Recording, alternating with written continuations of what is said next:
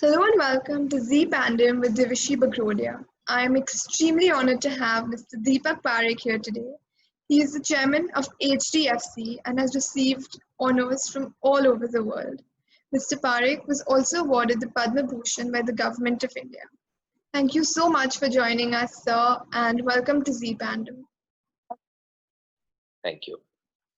So what, according to you, are the key changes that Gen Z will face in the post-COVID era, and what advice do you have for Gen Z?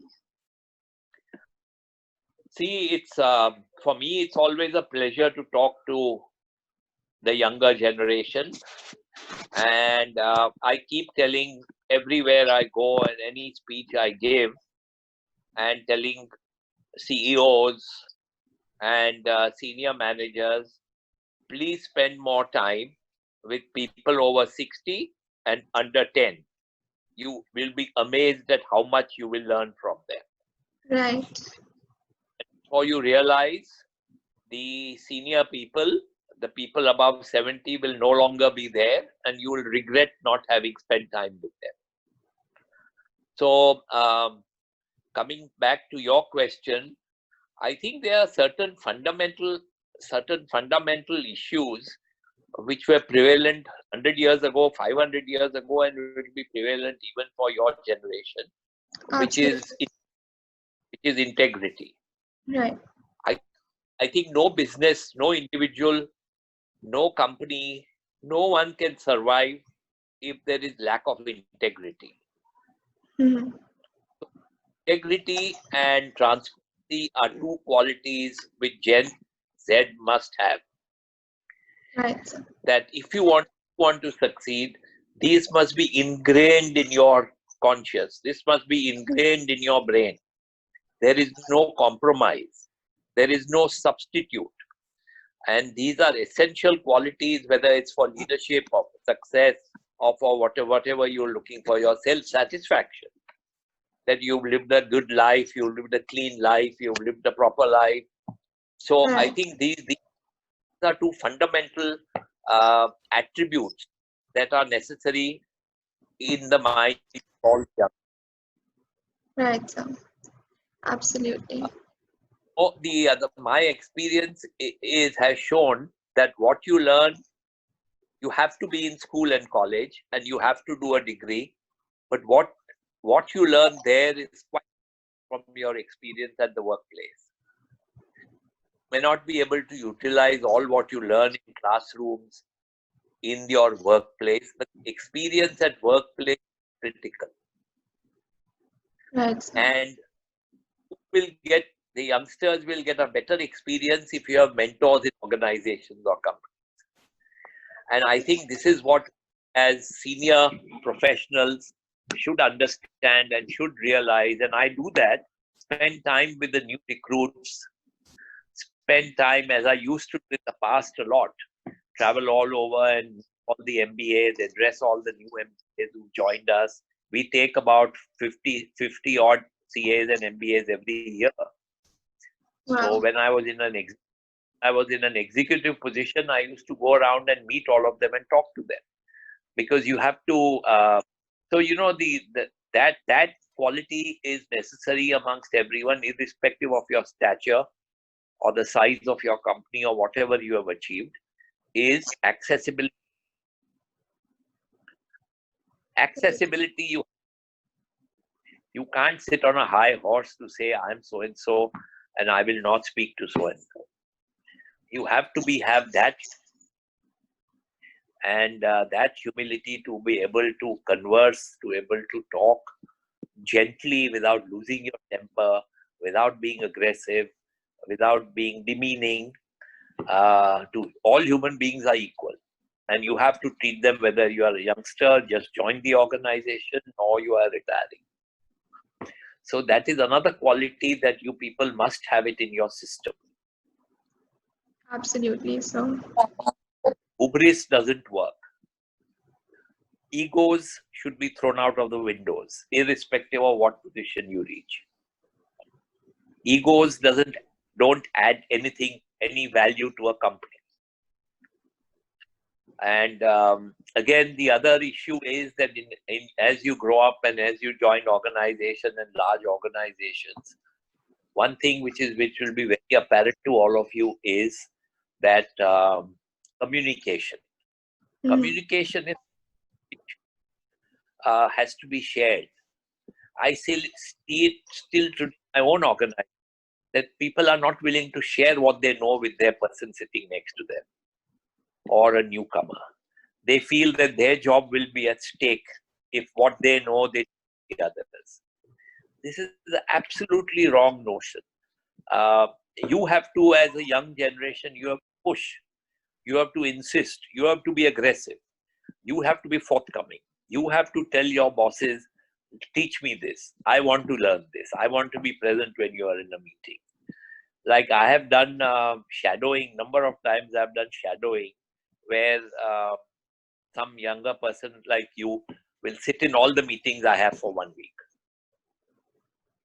So then that experience the younger person gets is tremendous.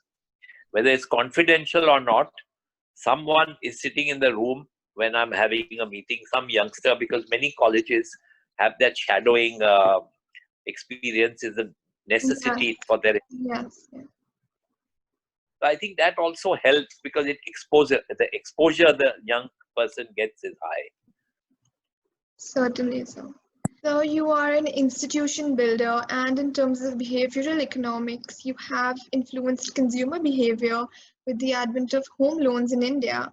And so with so much changing in terms of working from home and urban to rural migration, what changes do you see in terms of home ownership, asset ownership, and so on over the next couple of years? See, this pandemic has brought up number of issues which we have neglected over the years. And one is labor. Right. We have neglected all our labor. And we've seen the plight of the labor, the contract workers, the hawkers, the small shopkeepers, the plight they had to go through, the pain, the torture they had to go through to get home after the lockdown. So we have to be more conscious about their well-being. I'm sure the labor costs in India are going to increase after the pandemic. I'm sure companies, builders, corporates, small businesses will have to look after their labor, will have to ensure that they work in hygienic surroundings. And they have to be, I'm sure the cost of labor in India is going to go up. Yes. Because we have to incentivize them to come back from their rural comfort zones. Right. So we'll have to incentivize. All the construction projects in India have come to a grinding halt, or most of them, because most of the construction labor is migratory labor. Now we have to get, because India needs construction. The other glaring thing that has come out is totally inadequate infrastructure on health. I think we spend far too little on health and education. I think health, education, and housing should be three most important issues facing any state government today. How do we improve the health infrastructure? How do we improve the education level in the state? Of course, for the center also, but the center is made up of all the states, and some of them are state. And so healthcare and education and housing. If you have slums, you have diseases. So you have to clean up the slums. You'll have to build housing, what other countries have done for slum dwellers, for pavement dwellers. Maybe 200 square feet, but at least a brick and mortar in urban areas at least. So we spend far little on urban infrastructure. China spends 10 times India's spend on 10 times more, maybe even a little more now on urban infrastructure. So we have to raise more resources. We have to raise more resources to plow back on the urban infrastructure side, whether it's health, education, or housing. Right, sir. And I hope you follow it. I hope all of you follow. And my personal, I have only one regret today, that I'm not as young as you are, because I see a phenomenal future for India in the future. Right. You know, the young demographic profile we have, and the democracy. So, you know, we have the demography is in our favor. We have more younger people than older people, unlike other continents and other countries. Then we are a democracy, which is a great, huge advantage. And third, there is, because of the young number of people, demand is unlimited. Why are global companies so interested in India? Because of the demand. You know, a recent McKinsey report somewhere said that the next billion people who are going to get into middle class, 85% are in Asia. 85% of the people getting into the middle class are in Asia in the next 5 years. And bulk of them are in India and China. Right. So basically, people are moving up the ladder from low income, middle income to middle income level. And the middle income has the largest spending power, consumption.